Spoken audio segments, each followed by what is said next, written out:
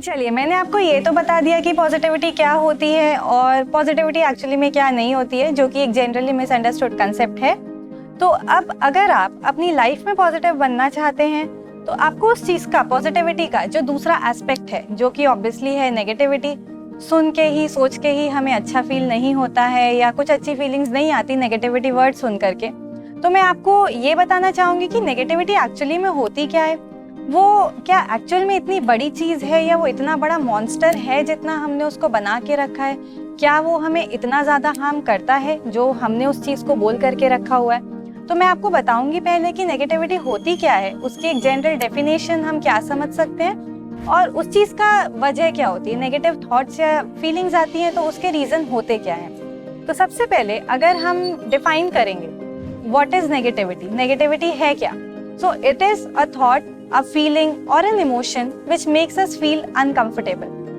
ये एक ऐसी सोच होती है, ऐसी कुछ फीलिंग्स होती हैं, कुछ भावनाएं होती हैं हमारे मन में, हमारे दिमाग में, जो कि हमें अच्छा फील नहीं कराती, हमें अनकंफर्टेबल फील कराती है, एंजाइटी देती हैं, टेंशन बढ़ा देती हैं, स्ट्रेस बढ़ा देती है। और इन ऑल अगर वो चीज़ आप अपने बॉडी में फील करेंगे तो वो शायद अच्छा फील कभी भी नहीं होता। तो वो होती है एक नेगेटिविटी, कि कोई भी थॉट, फीलिंग या इमोशन जो आपको अच्छा फील नहीं करा रहे।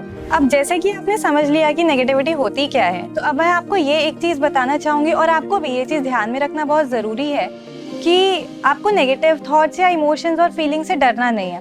और क्यों नहीं डरना है, क्योंकि ये एक टाइप के थॉट या फीलिंग ही तो है। और कोई भी टाइप का थॉट या फीलिंग आपने खुद एक्सपीरियंस किया होगा, लॉन्ग टर्म में तो कभी भी नहीं रहता, कुछ देर रहता है और चला जाता है। आप हैप्पी तो कंटिन्यूस बेसिस पे कभी भी फील नहीं करते, या बहुत अच्छे जो थॉट्स होते हैं हमारे दिमाग में कंटिन्यूस बेसिस में तो नहीं रहते हैं। तो ऑब्वियस सी बात है, नेगेटिव थॉट्स एंड फीलिंग्स भी कभी भी हमारे दिमाग में कंटिन्यूस बेसिस पे या परमानेंट तो नहीं रह जाएंगी। ये एक टाइप के टेम्परेरी थॉट्स होते हैं या टेम्परेरी फीलिंग्स होती है।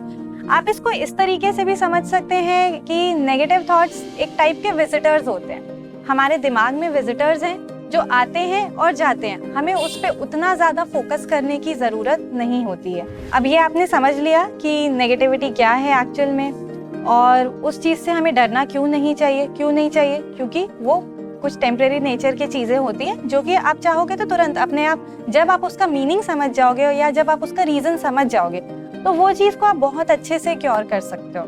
अब मैं ये चीज़ आपको समझाने के लिए एक एनालॉजी लेती हूँ। एनालॉजी मतलब मैं क्या आपको एग्जाम्पल देना चाहती हूँ कि अगर आप मान लीजिए कोई भी बीमारी फेस कर रहे हैं या कोई भी टाइप का फिजिकल डिस्कम्फर्ट फेस कर रहे हैं अगर आप, तो आप अब कभी भी अपने डॉक्टर के पास जाएंगे तो आप ये नहीं बोलते कि उस चीज़ को आप सप्रेस कर दो, आप ऐसी दवाइयाँ दो, ऐसी मेडिसिन दो जिससे कि वो चीज़ छुप जाए या सप्रेस हो जाए।